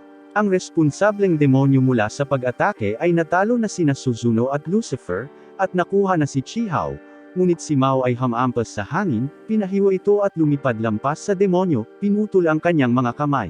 Binuhat niya sina Chihao at Suzuno, humihingi ng paumanhin sa kanila sa pagiging huli. Ibinaba niya ang mga batang babae kasama si Lucifer, pagkatapos ay humarap sa demonyo at sa anghel. Si Mao, na nagpapakita ng napakalaking kapangyarihan, ay nagbabala sa demonyo na siya ay mamamatay kung siya ay gumanti. Ni Suzuno na hindi ito magic o celestial force, ngunit ang raw power na nagmumula sa Mao. Hinahamon niya ang mga ito na labanan siya sa ganitong anyo. Ang liwanag ay nagbabago sa espada na mas mahusay na kalahati. Walang pag-aalinlangan, pinupunasan ni Mao ang anghel na sundalo, alam na ang paggamit ng espada ay magkakaroon ng rebound effect sa kanya pagkatapos. Madaling umatras ang demonyo habang binabalaan siya ni Mao na sila ang magiging kahihinatnan ng kanyang aksyon. Pagkatapos ay kinausap niya ang anghel, nagtatanong kung hanggang kailan nila magugulo ang kapayapaan ng Japan. Ang nakabaluti na anghel ay sumugod kay Mao sa galit, ngunit madaling nalabanan ni Mao ang kanyang pag-atake, pinutol ang sibat ng anghel, pinabilib ang kanyang sarili sa bisa ng espada. Ipinagpatuloy ng anghel ang laban, sinusubukang wakasan si Mao, ngunit si Mao, na nak-orner, ay sinabihan si Ashath na bumalik. Nag-transform siya pabalik sa kanyang anyo bilang tao, at habang muling sumisingil ang anghel, naghatid si Mao ng sunod-sunod na suntok, sa wakas ay natambo siya. Lumabas si Gabriel mula sa isang tarangkahan, tinanong ang anghel, si Chamiel, kung okay lang siya. Si Ashath, sa galit, ay sinubukang sundan si Gabriel, ngunit pinigilan siya ni Mao. Sinabi ni Gabriel kay Chamiel na dapat silang bumalik, na nangangako ng isa pang laban sa ibang araw. Humingi ng paliwanag si Mao, ngunit inutusan siya ni Gabriel na kunin ang kanyang numero kay Lucifer at nag-alok ng paumanhin. Inaayos niya ang pinsala ng paaralan at binubura ang alaala ng mga taong nakulong sa paaralan sa loob ng 1 oras. Nagtanong si Mao kung magkakaroon ng rematch, at ipinahiwatig ni Gabriel na malamang, ibinunyag na nasa kustodiya nila si Emilia bago umalis kasama si Chamiel sa gate. Ni Ashath pabalik sa apartment, at nabigla si Mao nang marinig na sina Ashath at Nord ay kinidnap ni Gabriel at ng kanyang mga sundalo. Ibinunyag ng isang ginang na nag-iwan din ng mensahe si Ashath para sa kanya, na nagsasabing naghihintay siya sa kanya sa Gates of Hell sa Yuno Art Museum. Pinag-rally ni Mao ang grupo, na nagdeklarang ililigtas nila ang lahat ng kanilang nahuli na mga kasama. Hinala niya na ang kawalan ng pagganti ni Emilia ay maaaring dahil sa habag sa isang tao o sa isang bagay. Iginiit niya na ang kalaban ay dapat nasa efzahan at kinukumpirma ang kanilang lokasyon pagkatapos mangolekta ng numero ni Gabriel mula kay Lucifer. Nagpahayag ng pag-aalinlangan si Lucifer, ngunit nagpasya si Mao na mananatili siya, na nagsasabi na ito ay para sa pinakamahusay, dahil ang tarangkahan ay mangangailangan ng higit na puwersang celestial kung mayroong masyadong maraming tao.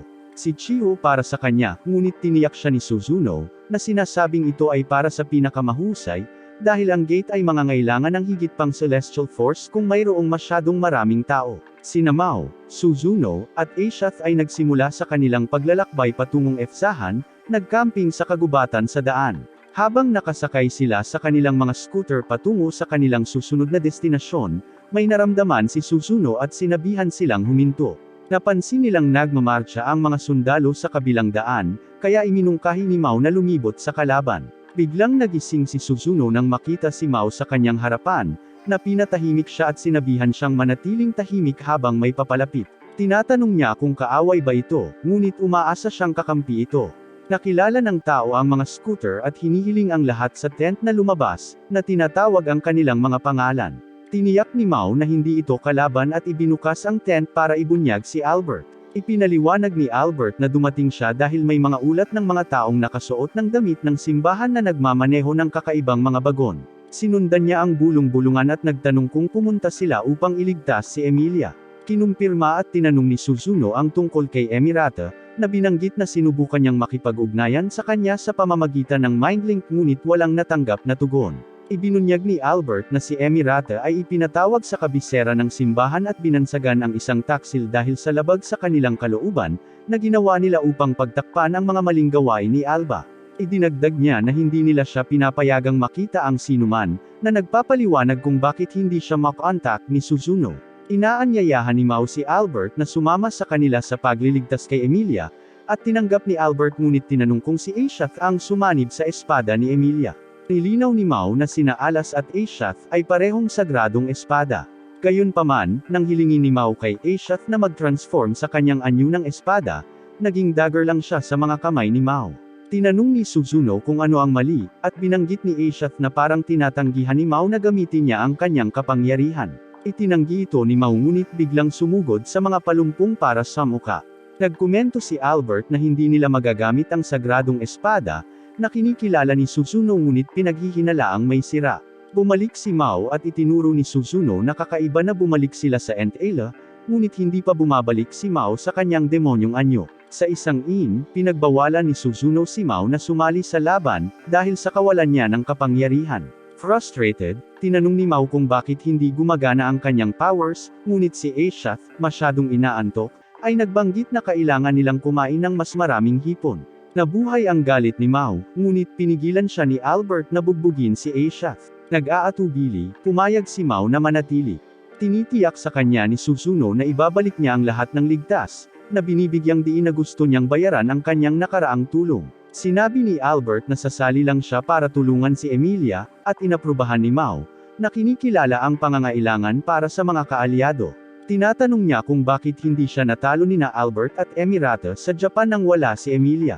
Ipinaliwanag ni Albert na ito ang kagustuhan ni Emilia. Kinikayat sila ni Suzuno na umalis. Inutusan ni Albert si Mao na manatili sa Ashath at kumilos. Pinangunahan ni Emilia ang mga hukbo sa isang tila desyerto na bayan. Tinanong ni Alba kung sigurado ba siya sa presensya ng kaaway doon, ngunit inutusan ni Emilia, armado at armored, ang kanyang mga tauhan na sumulong patungo sa Ashaeth Castle. Nagalit si Alba sa kawalan niya ng sagot sa tanong niya habang papunta siya sa kastilyo, kung saan naghihintay sa kanya si Ashaeth. Sa kastilyo, tinanong ni Ashaeth kung bakit dumating si Emilia sa kabila ng kanyang narinig tungkol sa kanyang hiyayako at sa kanyang gingerbread.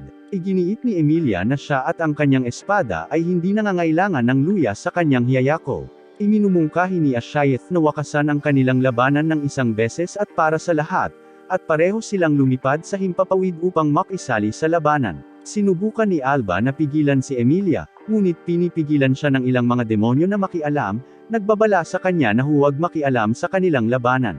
Emilia at Ashaeth, nakikibahagi sa aerial combat, tinatalakay ang potensyal na pagdating ni Mao. Kinumpirma ni Ashaeth na darating si Mao, kaya nagpasya silang ipagpatuloy ang pakikipaglaban hanggang sa dumating si Mao. Alam nilang kailangan nilang maglaro sa mga kamay ng kaaway sa ngayon. Nang magising si Ashath, tinanong ni Mao kung ano ang kanyang nararamdaman, at binanggit niya ang pananakit ng ulo at leeg mula sa kanilang naunang paglipad. Nang kumikinang ang gasoklay na buwan sa kanya, napagtanto ni Mao na tiyak na nakikipaglaban si Alas. Kinumpirma ito ni Ashaeth, itinuro ang direksyon kung saan niya nararamdaman ang labanan. Nadismaya si Mao na hindi niya ito maramdaman sa kanyang sarili, ngunit hinimok siya ni Ashaeth na magmadali upang tulungan si Alas, na nagmumungkahi na kahit na pakiramdam niya ay wala siyang silbi, magagawa pa rin niya ang isang bagay sa kanyang sarili. Nagpasya si Mao na kailangan nilang kumilos ng mabilis upang iligtas si Alas at inihanda ang scooter, na ipinaliwanag kay Ashaeth na maaaring makaakit ng pansin ang paglipad. Inutusan niya siya na sumakay sa scooter ng maingat, na binibigyang diin ang pangangailangan na maiwasan ang pagbibigay ng tip kay Gabriel at sa kanyang mga tauhan. Magkasama silang sumakay patungo sa lokasyon ng laban. Samantala, ipinagpatuloy ni na Ashaeth at Emilia ang kanilang matinding aerial duel.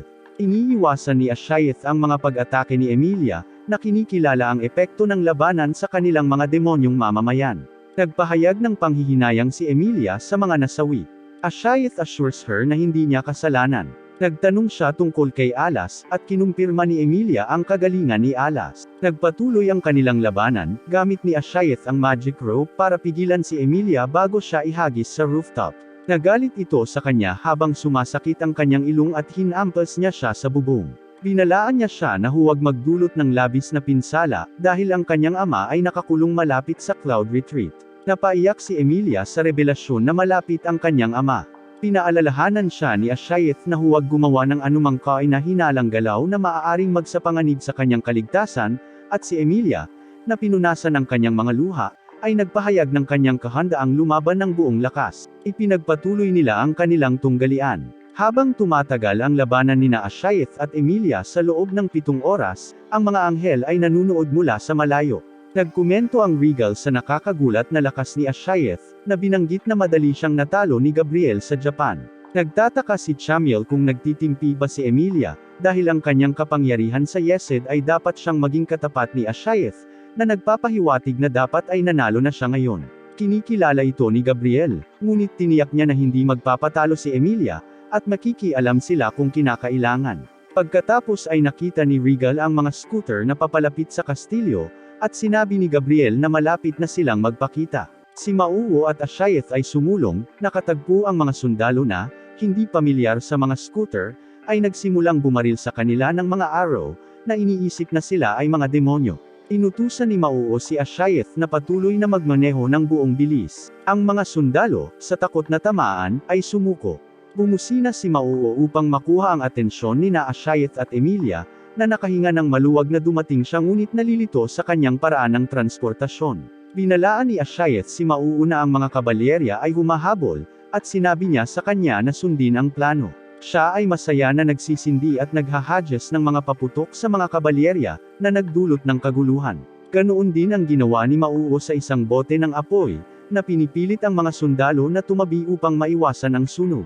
Habang papalapit sila sa mas maraming sundalo, inutusan ni Mauo si Ashiath na patuloy na sumulong nang hindi sinasaktan ang sinuman. Nakita nila si Olba at ang mga demonyo sa pasukan, ngunit sinabi ni Mauo kay Ashiath na dumiretso sila. Nagtatapos sila sa pag-crash sa mga gate at sa cloud retreat.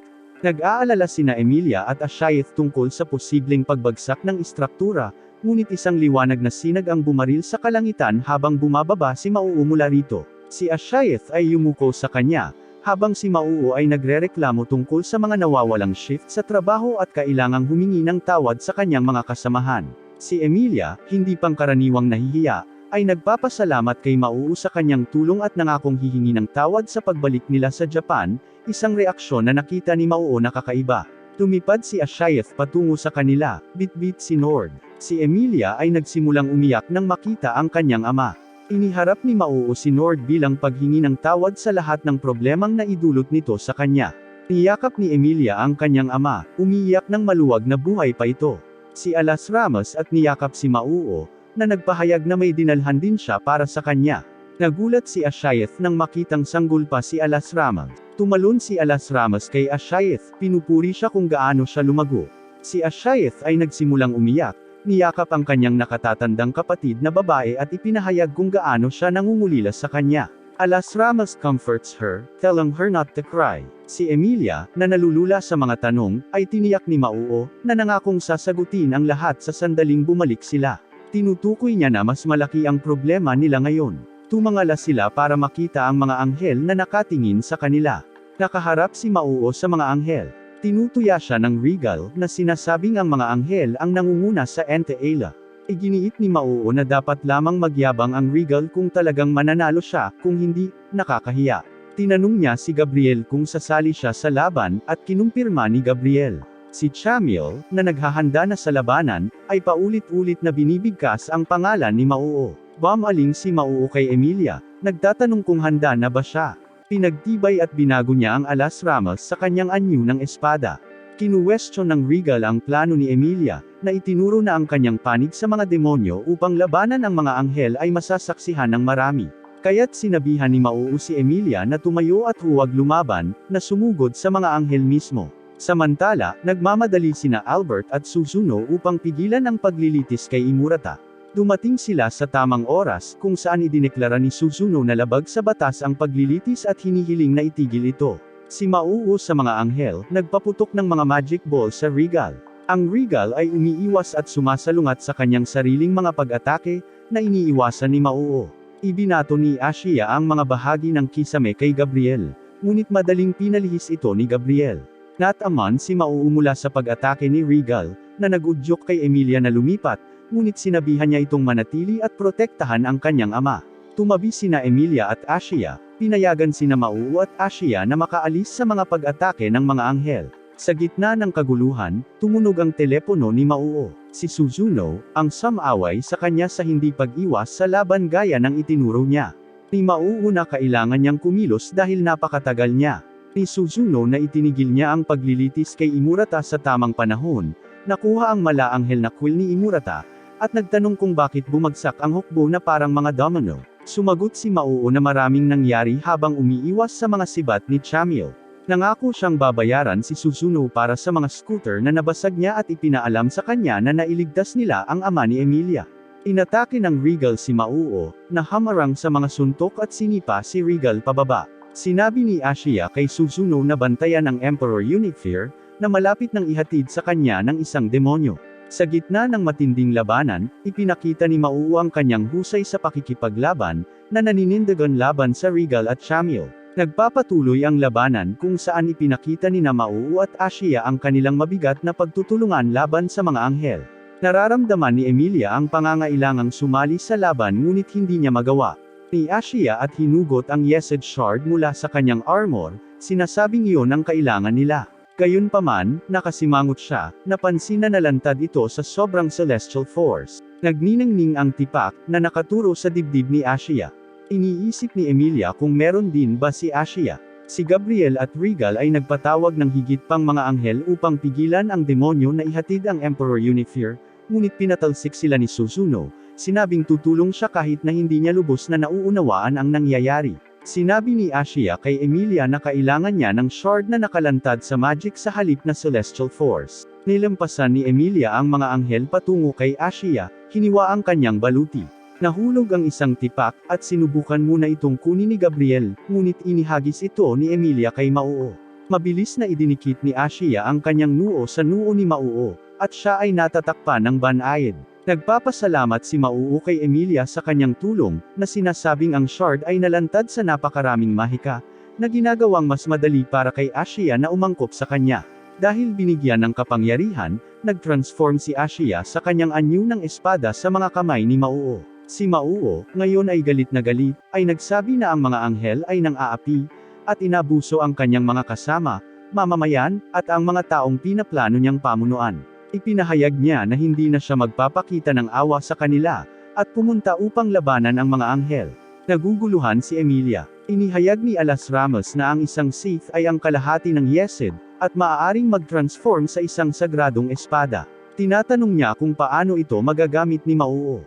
Ipinaliwanag ni Ashiya na ang lahat ng Yesod Shards ay celestial force-based, ngunit hindi nito ginagawang sagrado ang mga ito. Idinagdag ni Alas Ramos na ang Yesod ay mga sanga na pinagdugtong ng isang puso, na nagbibigay sa kanila ng kapangyarihang lumaban.